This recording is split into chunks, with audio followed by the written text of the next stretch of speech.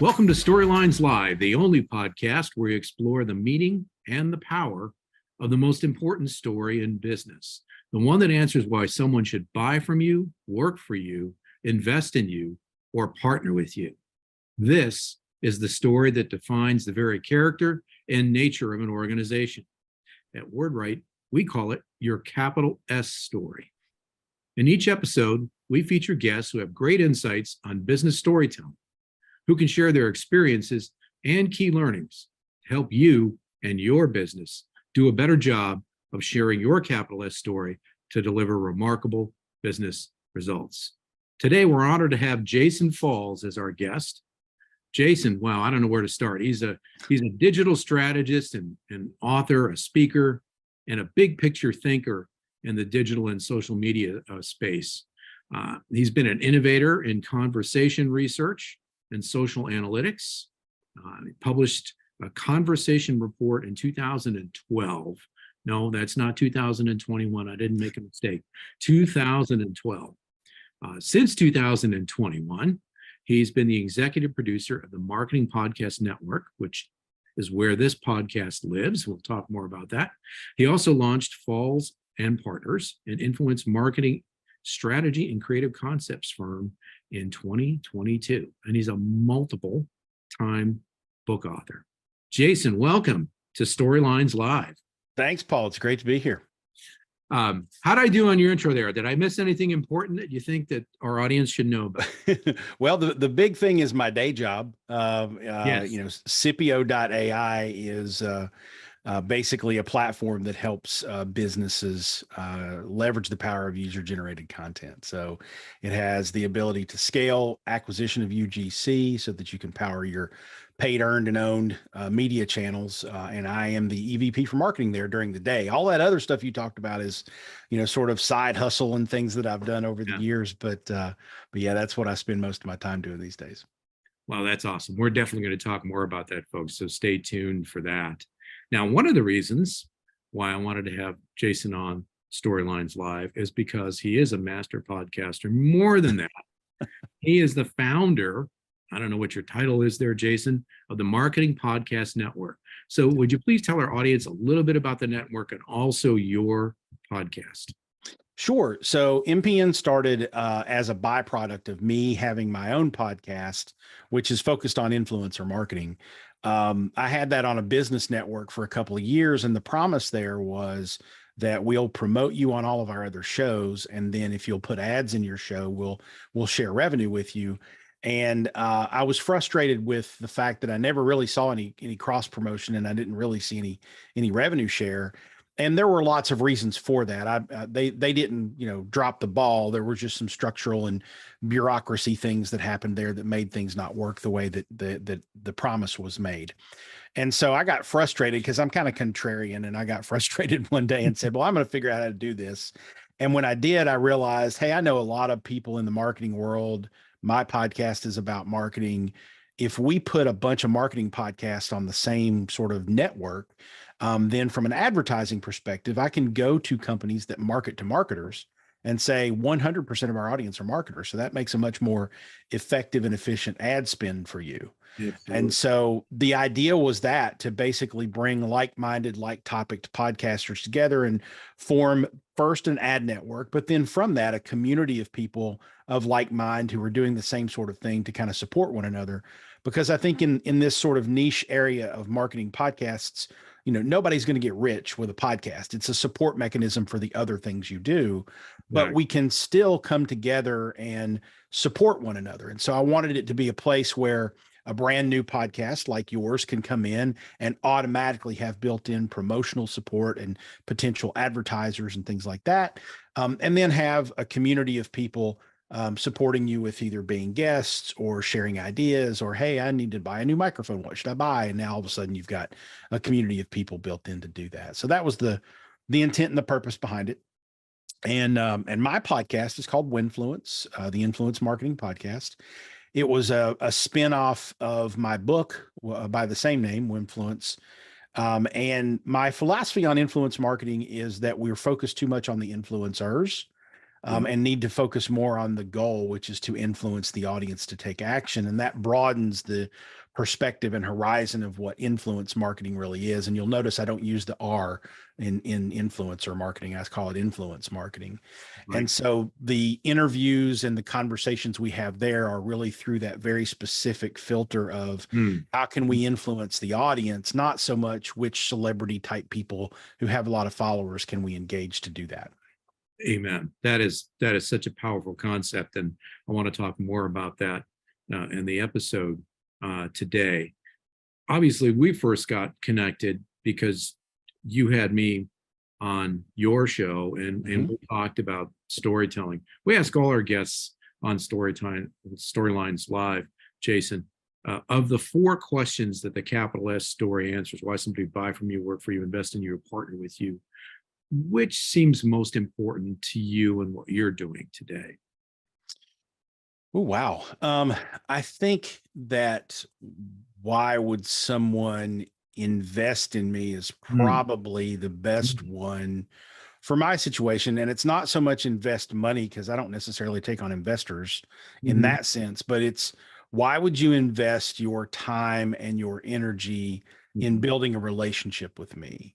And if I had to answer that question, it would be because I'm really useful. I'm fairly well connected within the world that I'm connected within, and I leverage those connections on behalf of all of the people I'm connected to wherever I can. And you know, I value relationships over results, because the results will come and go. And I've got people that I've known and worked with for literally decades that we've had, you know, partnerships and ventures that have failed. We've had partnerships and ventures and programs that have succeeded, but I still have that relationship, that friend, that someone who I can call if I'm in their town, and we'll go out to dinner and have a great time. And that's far more important to me than how much money we made on a campaign. I think that's really a critical insight. I mean, things change, right? You know, we started our firm, WordWrite, in 2002. And at that point in time, people were still on MySpace. There was no Facebook, right? You know, so when you talk about influence marketing, I mean, there's a new flavor all the time, right? Now we're looking at Threads and watching the explosion of that, right? So it's a pretty incredible thing. Yeah.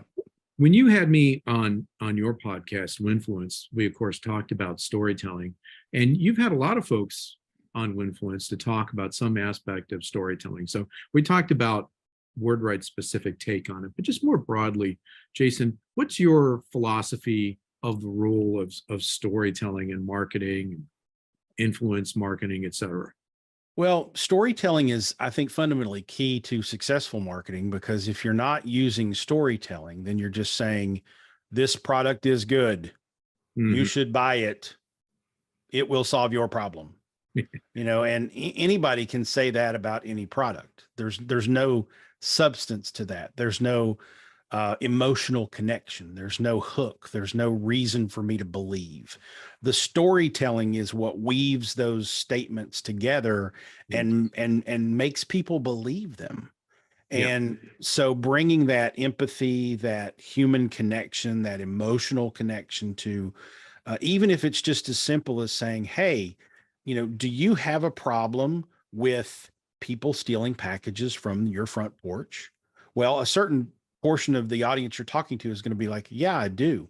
Well, let me tell you a story, right? I had that problem, and what I decided to do was buy a box and wire it to have a glitter bomb, so that when the person stole the package off my porch, it would explode in their house or their car, and they would have a huge mess to clean up, and it would be a lesson learned.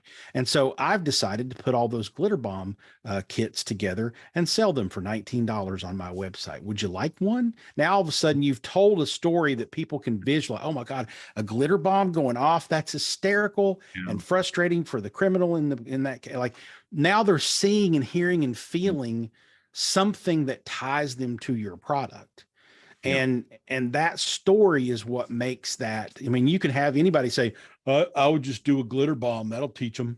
And then they move on with their life. And it was a suggestion. It wasn't a story. but Yes. that story makes you feel it and see it and smell it and laugh and makes you want to buy that product. And so, story is fundamental. If you don't have it, then it's just a statement, and statements can be made and forgotten in a second. Stories tend to stick. Yeah, that is such a great insight. And frequently when I'm speaking on storytelling, in the influence world, it's driven a lot by images and in video. And you just told a story that was rife with images, and you didn't blow up any glitter bombs to make your point, right? Um, 100 years ago, people would sit around these wooden boxes across America and listen to stories. It was called radio dramas.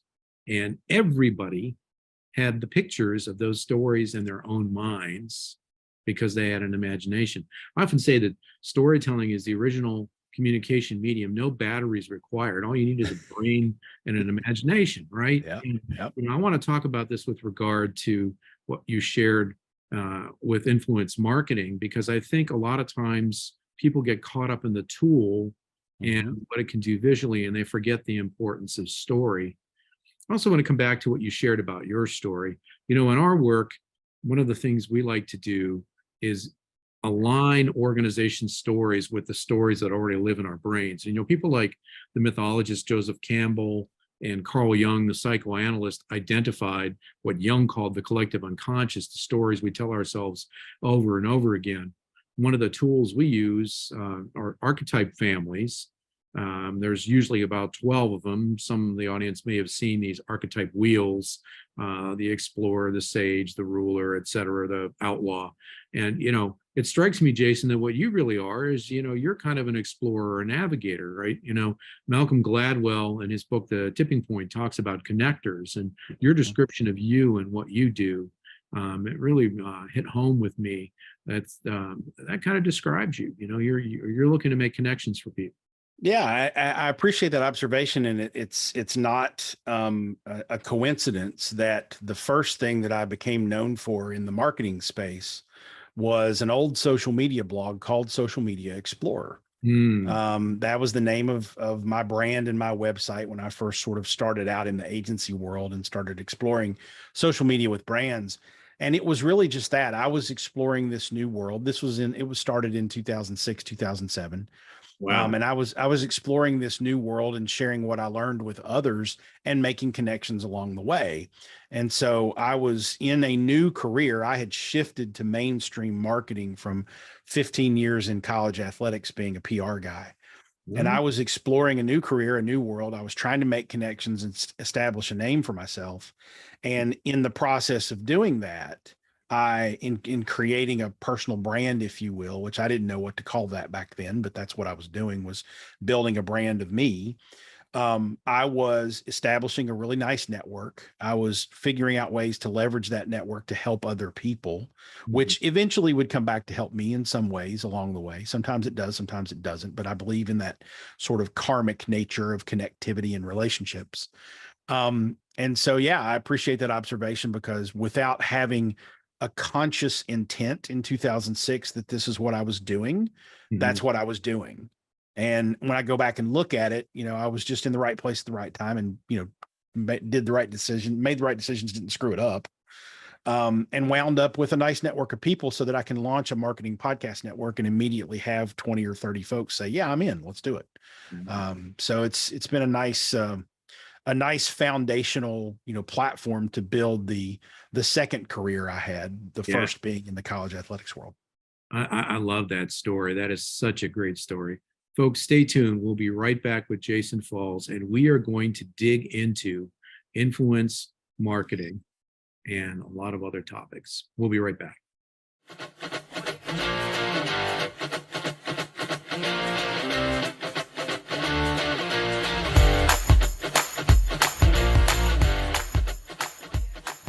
Welcome back, folks, to Storylines Live, the only podcast where we explore the meaning and the power of the most important story in business, the one that answers why somebody should buy from you, work for you, invest in you, or partner with you, a capital S story. Our guest in this episode, Jason Falls. Jason is a digital strategist and author.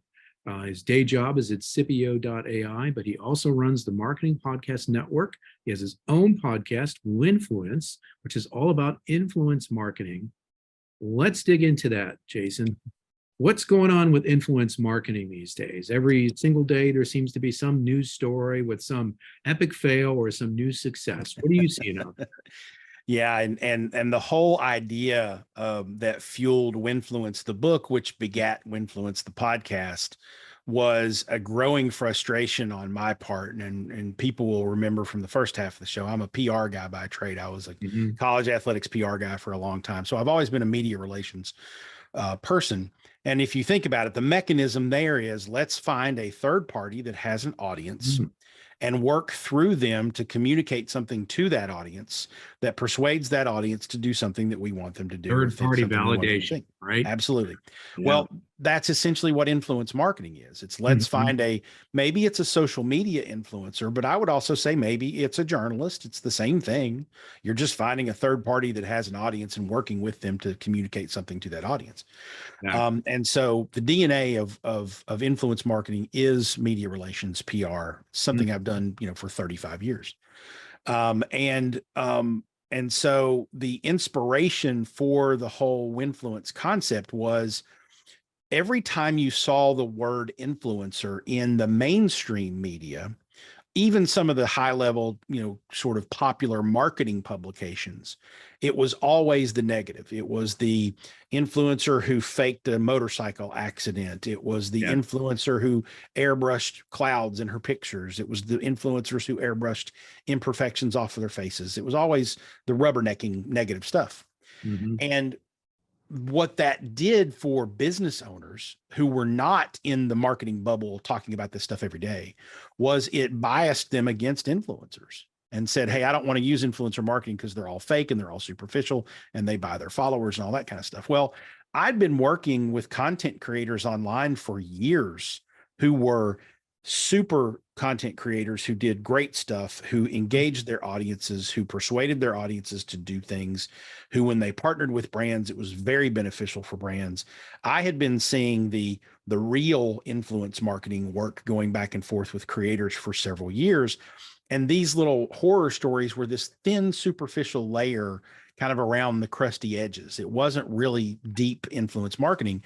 And so I wrote and came up with the whole idea of influence marketing rather than influencer marketing because we were focusing on the wrong things. Yes. We were focusing on the influencers and their buying followers and whatnot. And that's probably 10% of the influencers out there were not great at what they did in terms of ethics and all that good stuff. The rest of them, the 80 to 90% of the ones that I was working with were fantastic and Yeah. very effective. And so I wanted to throw this perspective at the industry and at business owners to say, wait a minute, stop believing the BS that you're hearing from, there's a documentary on HBO called Fake Famous, which basically took three influencers, manufactured their audience by buying followers and engagement to see how successful they could become. It's kind of ironic that the Nick Bilton, who was the Vanity Fair reporter who directed and produced this documentary, his conclusion was all influencers are fake and buy followers, and it's all BS. Ironically, two of the three influencers that he did this with quit in the middle of it because they were like, "Nah, this is not cool. I don't like doing this." Wow. One of the three, though, said, "Hey, I said I was in. I'm in. Let's do it." And the young lady became a influencer because they manufactured a bunch of fake followers and engagement. Wow.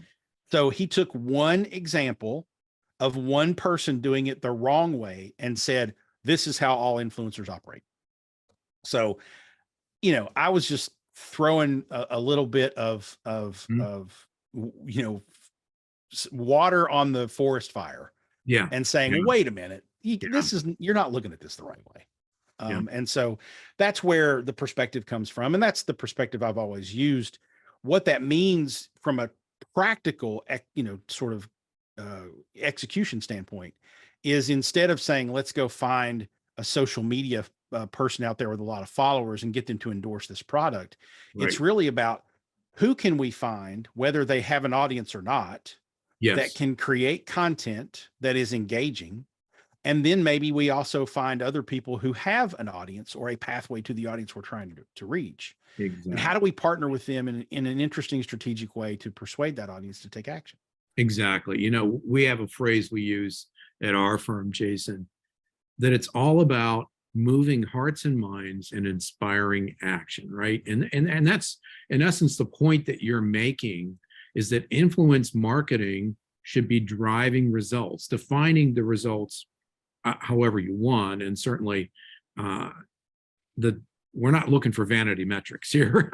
We're looking for True. people to do something, right? Right. Can you talk a little bit about that? Yes, and it's interesting because that desire for brands to want to see good Mhm. results out of influence marketing has actually inspired an interesting trend Yes. that we're seeing now in the industry. And that is, of course, there are plenty of influencers out there, and you got to remember every marketing channel, and even specifically down to the specific influencer and their account as a channel in and of itself, is Hmm. different.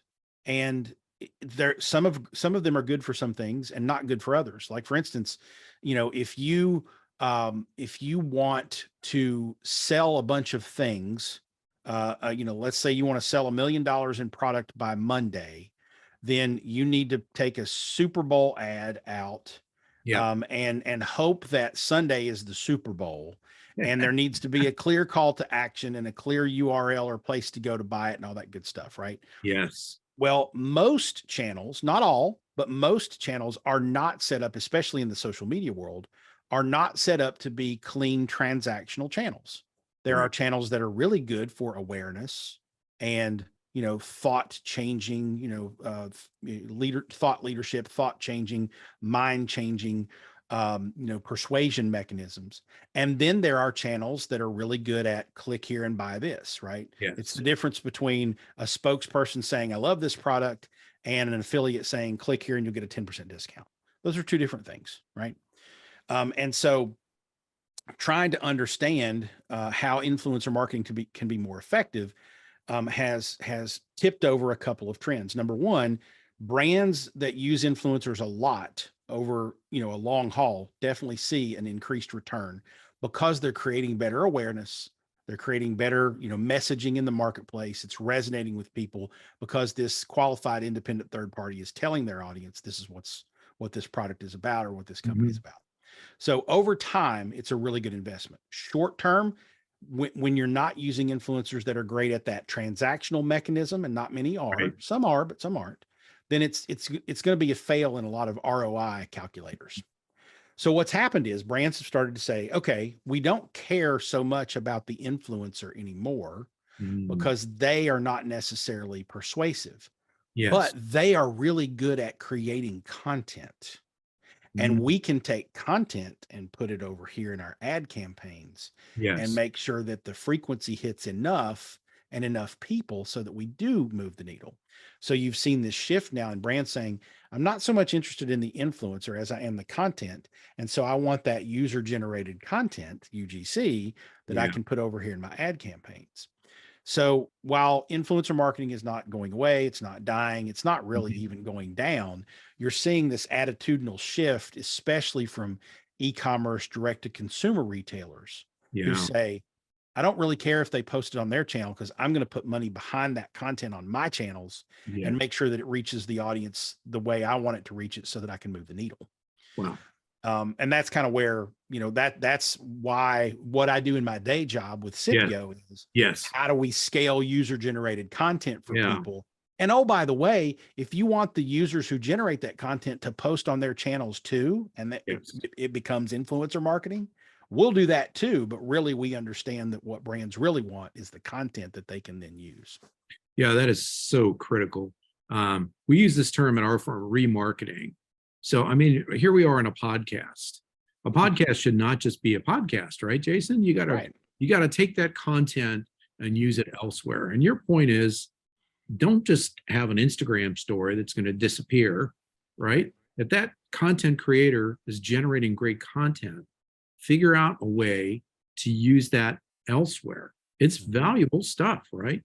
Yep, absolutely. Yeah. And if you think about it, and this is a little peek into what we're working on at Scipio, is what if you had a piece of content? Maybe it's an Instagram story, or maybe it's several Instagram stories from several different creators that are Yes. little 5-10 second clips. What if you could take them and identify within that content, okay, where do they make a problem statement and then a solution statement? And what if you could stitch all of those together in a nice little storyline, right? That Yes. tells the story of here's the problems that this product solves. Now all of a sudden you're taking this user generated content, these little 5-10 second snippets of Instagram stories and whatnot, and you're Mm. putting together a 30-second video that can be used in an ad campaign, but it's higher performing user generated content because it's coming from real people. It's coming from authentic users. Now all of a sudden you're looking at what I think the future of advertising will Oh, be. And that's totally. something that we're, sort of chewing on here at Scipio and trying to figure out. That is so awesome. I got two more things I want to ask you about. I could talk to you for a long time, and if you're willing, we'll have you back on to chat more about this stuff because it's just great, great stuff. So I mentioned Threads early in the episode. Your initial thoughts on Threads? Man, I'm really just tired of new platforms. And I'm also tired of the Zuckerberg Elon arm wrestling battle. It's Me like too. watching two junior high bullies go at it there. But Threads is going to be interesting for a little while because it's Mhm. not overly commercialized. But as soon as you start seeing more sponsored content and more even influencer content, to Yeah.